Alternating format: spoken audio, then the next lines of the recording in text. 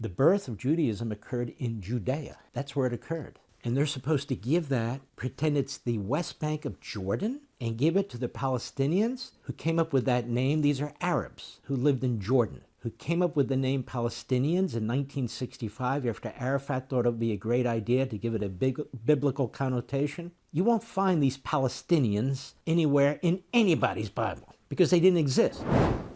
There is no West Bank. West Bank of what? West Bank of Jordan.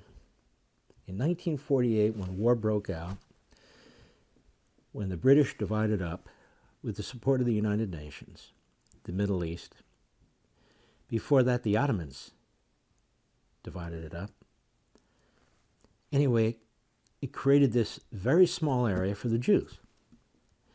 And much of what you see in the Middle East was created either by the Ottoman Empire or the British.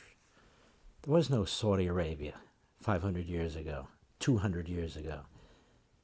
None. There was no Kuwait. There was no king of Jordan. These are all make-believe. There was no UAE. There was no Qatar and Bahrain.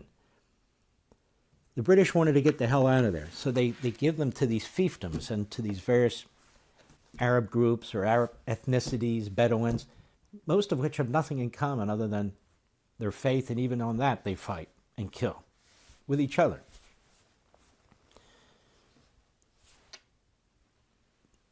Judea and Samaria are not the West Bank of Jordan. I'll put it this way, they're the East Bank of Israel.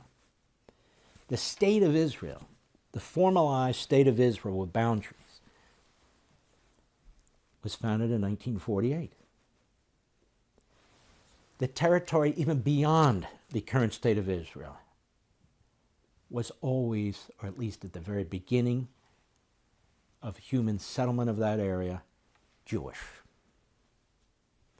How many Jews are in these Arab countries? Almost none. How many Christians are in most of these Arab countries? And yet, this is the birthplace of Christianity, and Jesus as well. Almost none. So the Arabs and the Muslims claim it's all theirs. Judea and Samaria, which are in the Bible, the Old Testament, many Christians call it the Torah, many Jews call it. Judea and Samaria. The West Bank. So he asks her, you know, you've got these two right-wing members, or one no longer, of the Netanyahu government. They talk about the biblical rights to the West Bank. They talk about the biblical right to Judea and Samaria. Folks, this is the heart of Judaism. Judea and Samaria, and of course now Jerusalem. The birth of Judaism occurred in Judea. That's where it occurred.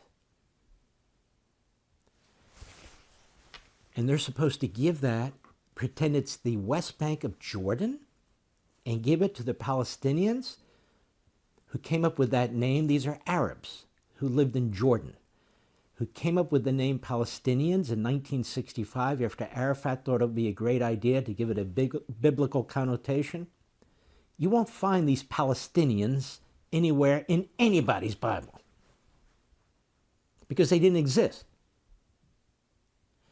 And so when you have a United States Senator like this from Maryland, a Democrat Islamist, do you agree with these ministers and the Netanyahu government that the Israelis have a biblical claim to the West Bank?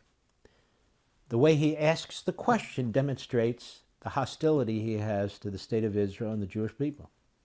There's not another people on the face of the earth, certainly not minority people, where their indigenous homelands are called somebody else's West Bank or East Bank, or where the people who live there and want to further populate it are called settlers. Are the Native Americans settlers in their own land in this country? Of course not.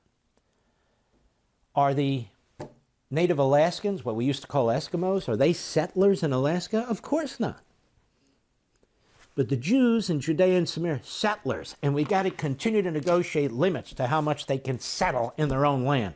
This is the idiocy that's taking place.